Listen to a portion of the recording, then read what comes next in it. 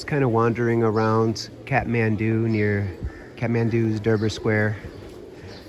And just kind of wandered into a stupa and monastic compound. There's a Tibetan Buddhist monastery, a Vajrayana monastery. And then we've got another monastery here.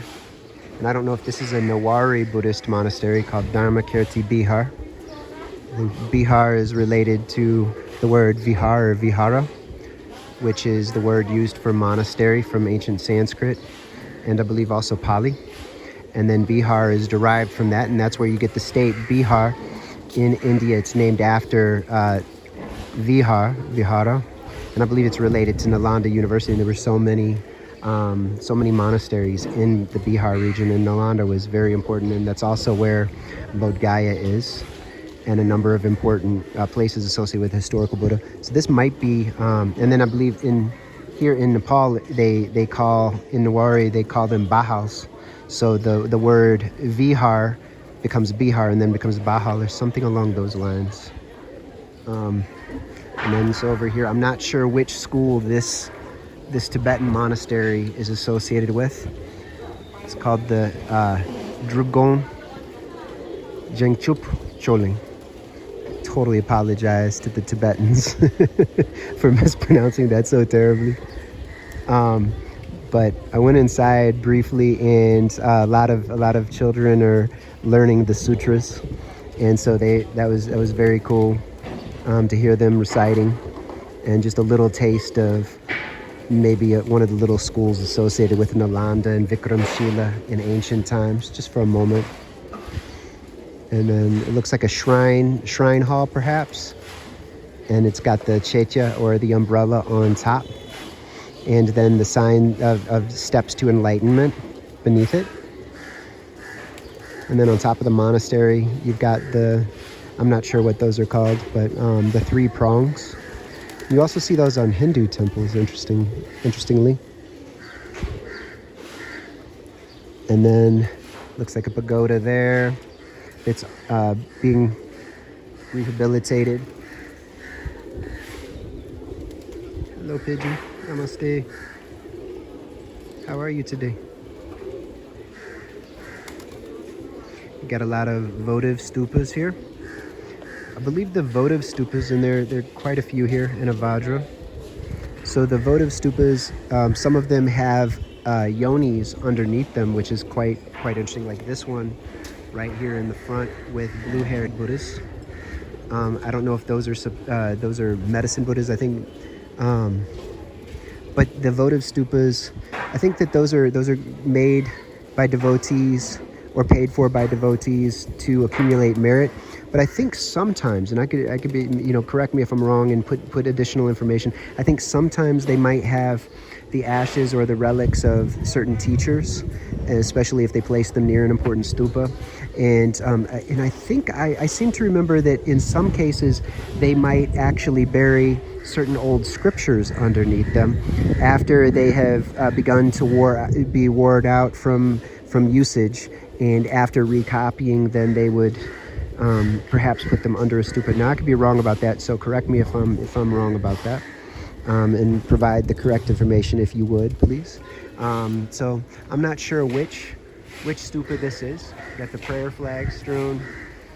You've got the different levels. I think they call this the drum, and then the mound or the heap, which symbolizes the Buddha's begging bowl. It also symbolizes the womb of the earth. And then you've got a cube on top of that, and it's got a covering over that. And then you've got, it almost reminds me of something electrical. The steps to enlighten, representing the steps to enlightenment, and then you've got the checha or the umbrella at the top, associated with royalty. So we've got the prayer wheels here, and then you've got these little spaces for butter lamps to put butter and candles, and wicks.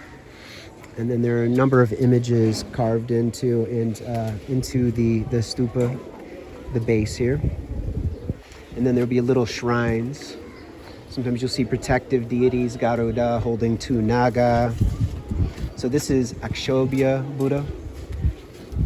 And then I believe at another space they've got, this is Bairochana Buddha. I'm not sure who that is.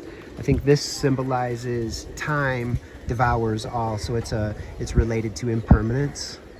And then I know they've got Amitabha. So I'm not really sure if they've got Buddhas in 4 different directions. And then another interesting building here. I don't know if this used to be a monastery as well, but it's very elaborate. The windows. A Tonka painting school, an art school, little cafes, handicrafts. It's an interesting building. A number of different bodhisattvas and guardian deities around here. And then I think in a like you see in a number of the Durbar squares, you see a column. This is very simple, and then sometimes it's a royal, a member of the royal family paying devotion toward the stupa or the temple or the object. And they're doing a bit of work here, so I'll go down to the bottom, the stupa area. Go down the stairs. Yeah, see they're doing quite a bit of construction work. Very interesting pagoda structure. The pigeons are having a great time.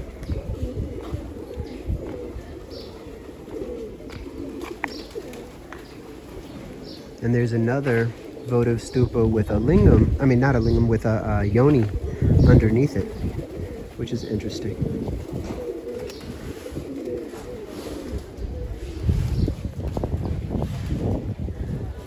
And the eyes, the typical Nepali eyes are on the cube.